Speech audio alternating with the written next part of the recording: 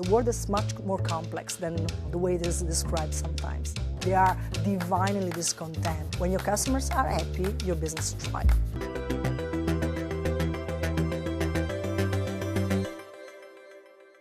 Hello and welcome to The Big Question, where we speak to the biggest names in business about some of the most pressing issues on today's agenda. And today I'm thrilled to be joined by Mariangela Marceglia, Vice President EU Stores at Amazon. Mariangela, thanks for coming on the show and welcome. Thanks for having me. So, first of all, talk a bit about Amazon's impact on the European economy. Very often you hear that Amazon is kind of killing high street commerce. What are some of the key stats? It's actually the opposite, if I may, because we are, I think, a big force for support of the European economy. Only in 2024, we invested 55 billion euros in the European economy. To put things in perspective, this is more or less 1/4 of the budget of the European Union. Just to give an idea. This translates, of course, in a significant impact on GDP, and independent companies have estimated that the impact that our investments generate are more or less 41 billion euros, which is the economy of Latvia or Estonia. That is a huge number. And talk a bit about the number of employees. How many people are Amazon employees, and where are they located and concentrated? Right. So we do employ 230,000 people, permanent employee, full-time jobs in Europe. Huge number. In the EU 27, so excluding the UK, this number is 150,000. And these are jobs from all types of background, from entry-level jobs in logistics to very high-qualified engineers that works with AI and robotics. What I'm particularly proud of is that we create jobs in areas of the continent where is needed the most. For example, north of France is a good example and a recent one. This was a region that had a very strong heritage in industry but suffered from deindustrialization. And in this region, we created over 3,000 jobs. These are lives, these are people that were born in the north of France that could make a life in the north of France, didn't need to move in other parts of the country. And when we hear these stories, we are very proud of what we are doing in Europe.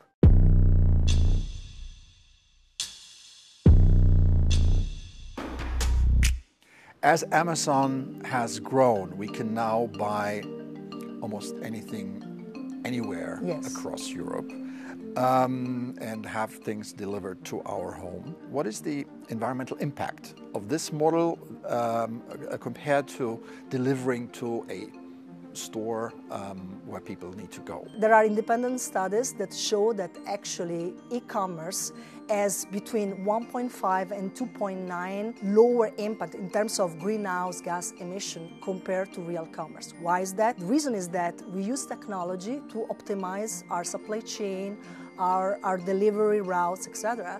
And this saves multiple trips to a store. So basically it takes out cars from the street and eventually produce less greenhouse gas emission. Do you see the relative decline of high street commerce and the emergence of e-commerce as a sort of natural development of the industry?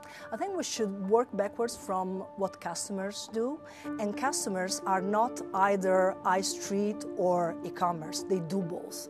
So my view is that e-commerce and traditional retail should coexist, because this is what customers want. They want to have the optionality to shop wherever they want, wherever it is more convenient for them. So I don't envision a dystopic future where e-commerce will kill high street. I do see a present and a future where e-commerce and traditional commerce will coexist. We do have physical shops in the US and even in the UK, for example, and still we have a very good and strong online business. The world is much more complex than the way it is described sometimes. How has e-commerce changed the habit of shopping, and how do you see that developing? We have over 127,000 small and medium European business that thrive thanks to Amazon. And we are not a killer, we are actually an ally, a catalyst for their growth. People buy what they need, not more, no less.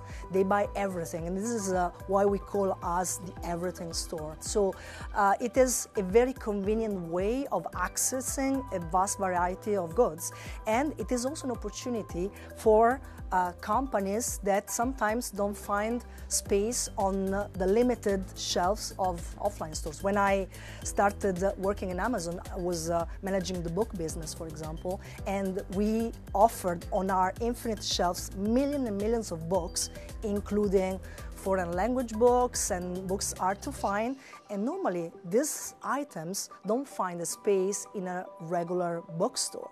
So it is really complementary to traditional retail. Are you noticing any trends among customers? They want to be able to buy everything, and with a speed and a level of service that is really surprising them. Keep on surprising them. And what was surprising when I started this job 15 years ago in Amazon is not surprising anymore. They are divinely discontent, you know, and this is what keeps us on our toes. So when I joined Amazon, I'm Italian, so the post service was 3, 4, 5 days, and when Amazon started and provided to Prime customers shipping in 2 days, that was bloody fast. Now, if you tell customers, I'm going to ship you in 2 days, they will say, really? So they want same day, and so the bar keeps on increasing, and we need to stay current to that in order to delight our customers. When your customers are happy, your business thrives. These days, everybody's talking about artificial intelligence. I want to do that too. Yes. How is AI changing the way you operate? Yeah, well, AI is everywhere and is in everything that we do, and has been for the last 25 years. It was not generative AI, it was more machine learning, but in everything we do, from logistic processes to the way we present our products to our customers, AI is everywhere. One of the big trends in this very moment is AI and personalization of shopping.